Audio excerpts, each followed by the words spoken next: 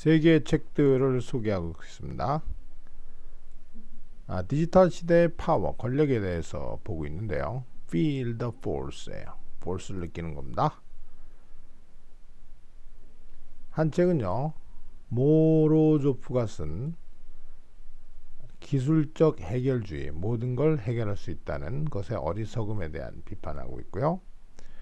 두 번째는 레니어가 쓴 누가 미래를 가지고 있는가라는, 역시 인터넷 시대를 비판하고 있는 겁니다. 우리나라에도 번역돼서 나온 에릭 슈미트의 Reshaping the Future of People, Nation, Business 해가지고 거시적으로 미래를 바라보는 책이죠.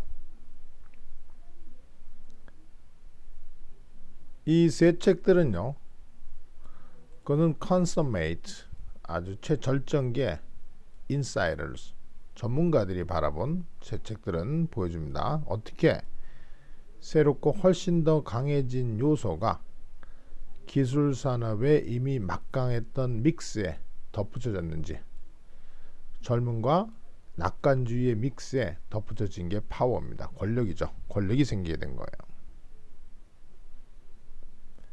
이 이브게니 모로조프라는 사람은요, 실리콘밸리의 베너티스, 허영에 대한 혹독한 비판자입니다. 비판자. 자신을 안을 들여다보는 아웃사이더로 보고 있는 사람이에요.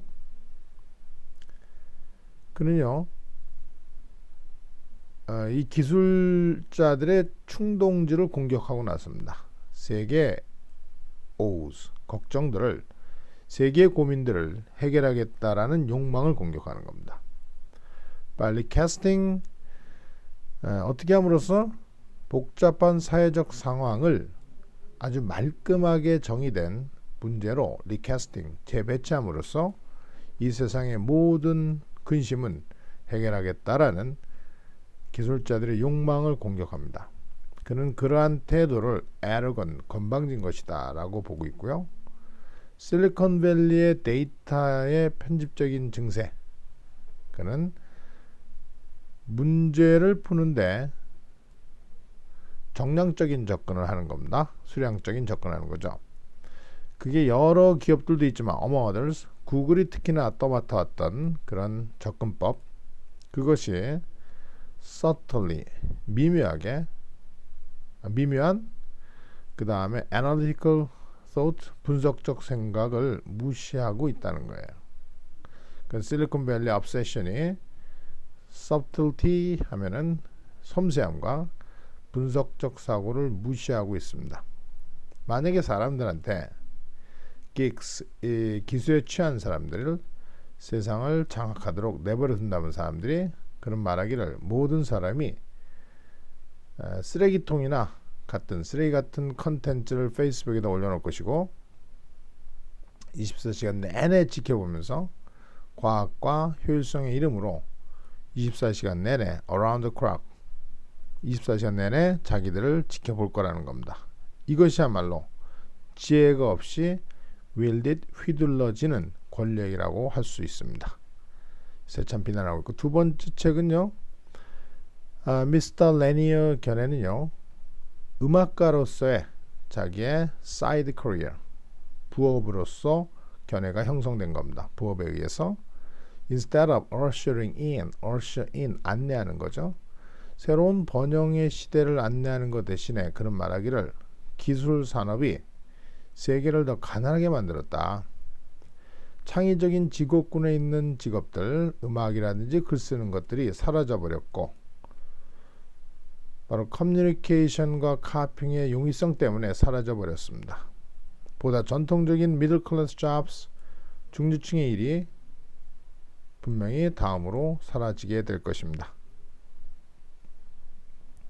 이 사람은 웹이라는 아키텍처, 구조를 비판합니다. 이 시스템은 만들어졌어요. 인터넷 유저한테 확신하도록, 데이터를 무료 서비스로 교환하도록 확신하죠. 이메일, 소셜 네트워크 서치 같은 거. 그것은 가장 큰 기업들한테만 혜택을 주게 되는 favors, 혜택을 주는 하나의 관계입니다. 이 기업들을 사이렌 서버라고 그럽니다. 사이렌이라는 말은 이제 배를 타고 가는 항해하는 선원들을 유혹해서 절벽에 빠뜨리게 되는, 절벽과 부딪히도록 바닷속에 수장시키는 그런 요정이잖아요. irresistible action, 참을 수 없는 행동 때문에 그 소리를 듣고는 못 베기잖아요. 사이렌 소리를 듣고서는 글로 갈 수밖에 없는, 죽음으로 갈 수밖에 없는 사이렌 서버라고 얘기하는 겁니다. 즉 죽음의 봉사자들이다 이렇게 얘기하는 거죠. 그들이 뚱뚱해지고 있어요. 거의 제로 비용, 거의 비용도 안 든 상태에서 모아진 데이터의 풍족함 때문에 데이터가 너무 많아서 돈을 많이 벌고 비대해지고 있는 상황에서 보통 사람들은 제대로 돈을 못 받고 피노리 극빈자층으로 몰려가게 된다라고 비난하고 있죠. 이에 비해서 세 번째 책은 바로 에릭 슈미트, 구글의 회장이잖아요. 굉장히 많은 연구를 해서 한 거고요. 원래 그 슈미트 씨는 대표이사를 맡다가 이제 회장으로 물러나서 아직도 큰 영향을 발휘하고, 공동으로 쓰는 파트너가 이전에 스테이트 디파트먼트 위즈킷, 천재입니다. 천재. 머리가 휙휙 돌아가는 친구예요. 국무부의 천재. 지금은 구글의 인하우스 사내 띵크탱크 연구소를 이끌고 있는 바로 제렛 코엔입니다. 제렛 코엔이 이제 에릭 슈미트 회장한테 아부해서 썼을 거예요. 이 책은 저도 어제 선물을 받았는데 번역이 벌써 나와 있습니다. 그들의 생각은 굉장히 야심찹니다. 비록 랭귀지가 제한되어 있지만, 절제해서 언어를 얘기하고 있지만, 인공지능 같은 거, 생각을 통제하는 로봇들이 아주 친숙한 미래의 모습이 될 것이고, 운전사 없는 차, 오그멘티드 리얼리티, 확대된 현실, 이런 것들이 이미 소비자한테 쓰는 기술 용품이 되어가고 있고요. 주로 구글 때문에 그렇다는 거죠. 구글이 이렇게 쓰고 있어요. 그들은 dispense with, 나누어주고 있습니다. 홀로그래픽 아바타를 나눠주고 있고, motion stabilize, 움직임이 안정화된 자동 헬리콥터들을 바로 초기에 기록 속에 있다라는 말은 책에 담아서 보여주고 있고요. 대신에 어떻게 기술이 파워 스트럭처에 영향을 주는지에 대해서 초점을 맞춥니다. 인터뷰하는 사람들은 바로 기술 기업들이 즐기게 되는 권한의 증거가 그래요. 인터뷰하는 사람만 봐도요, 바로 사업계 대부호들이 나오고요, 고위 관료들이 나오고, 정보 담당 국장들이 나오고, 이전에 리더들이 다 나와서 이들과 인터뷰를 하고 인터뷰에 응하고 있는, 그야말로 그들의 기술 기업들이 구가하는 어떤 권력의 증거죠. 이 세 가지 책 중에서 여러분들 어떤 게 마음에 들지 모르겠습니다. 이 책에서 지적한 중에서 이제 가장 절실한 문제가 사이버입니다. 우리도 이제 북한과의 관계에서 이런 문제가 있었죠.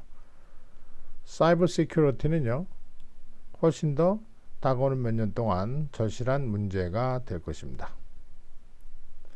뉴 디지털 에이지라는 것은 많은 것이 고려된 작품이에요. 작가들의 어필레이션 관계에도 불구하고 실리콘밸리의 프로파간다의 퍼베이러, 전달자는 아닙니다.